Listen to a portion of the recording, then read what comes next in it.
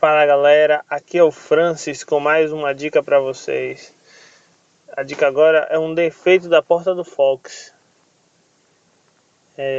Eu não estava mais aguentando esse barulho que fazia, né? Que é o seguinte, é um barulho parecido com o barulho de quando a porta não está 100% fechada, quando ela está meio aberta.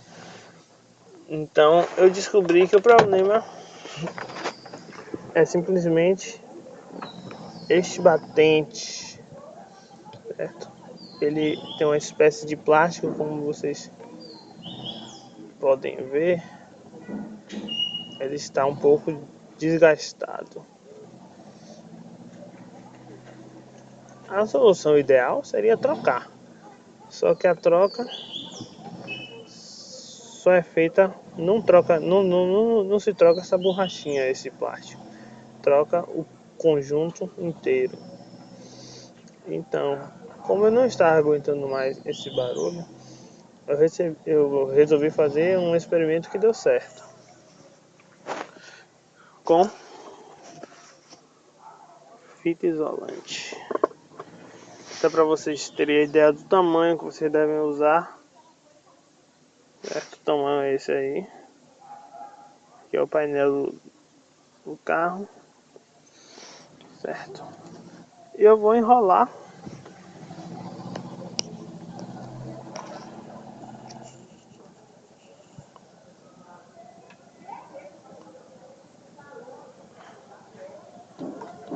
no meu batente.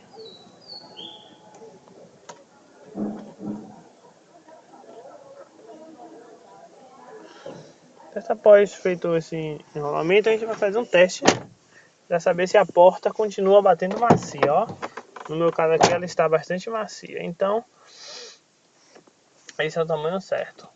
Porque para minha porta, isso aí vai variar um pouco. Isso vai variar um pouco de carro para carro. O meu já é ano 2006, então tá bem desgastado o batente, que é algo que inevitável de desgastar. Certo, pessoal? Então ficou aí mais uma dica. Com certeza isso aí vai ajudar bastante vocês que passam por esse tipo de problema. Nos ajude aí a divulgar o nosso canal, clicando em gostei. Qualquer dúvida, pode comentar. Muito obrigado.